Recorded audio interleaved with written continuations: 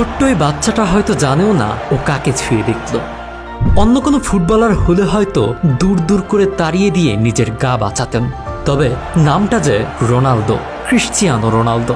খুদেই ভক্তকে স্বপ্নের এক মুহূর্ত উপহার দেওয়ার দিন সতীর্থ ব্রুনো ফার্নান্দেসকে চরম শিক্ষা দিয়ে লজ্জায় ফেলে দেন CR7।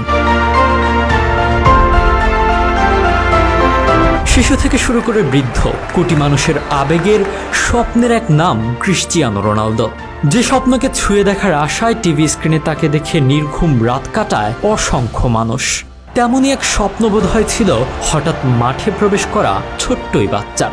শুধু স্বপ্নটাই ছিল হয়তো ওর, তবে সে স্বপ্নটা যে কত বিশাল আকারের তা বোঝার বয়স হয়তো ওর হয়নি। ম্যাচের 69তম মিনিট, 3-0 গোলের ব্যবধানে এগিয়ে রোনালদোর পর্তুগাল। কড়া নিরাপত্তাকে ফাঁকি দিয়ে মোবাইল নিয়ে হুট করে মাঠে ঢুকে পড়ে তার এক খুদে ভক্ত।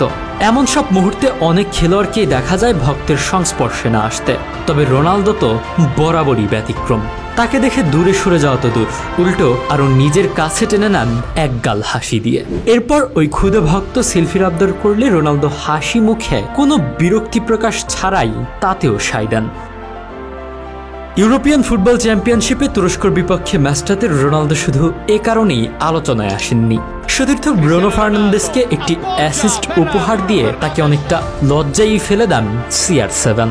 যেখানে সিলভা ব্রুনোরা রোনালদোকে পাস দিতে অনীহা প্রকাশ করছিল, সেখানে ওপেন গোল করার সুযোগ থাকা সত্ত্বেও ব্রুনোকে পাস দিয়ে সম্ভবত এক বড়সড় লজ্জায় দিলেন তাদেরকে।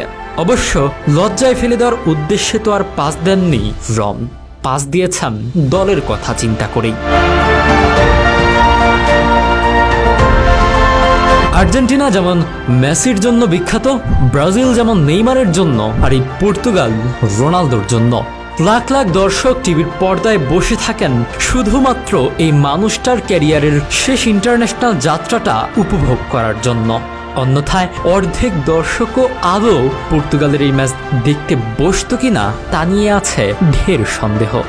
ব্রুনো সিলভারা চলে যাবে একদিন, তাদের রিপ্লেসমেন্টে ভালো প্লেয়ার আসবে, কিন্তু পর্তুগালে দ্বিতীয়বার এই রোনালদোর জন্ম অসম্ভব।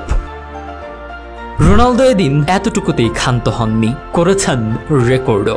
রোনালদো মাঠে নামবেন আর রেকর্ড হবে না তা কি করে হয়?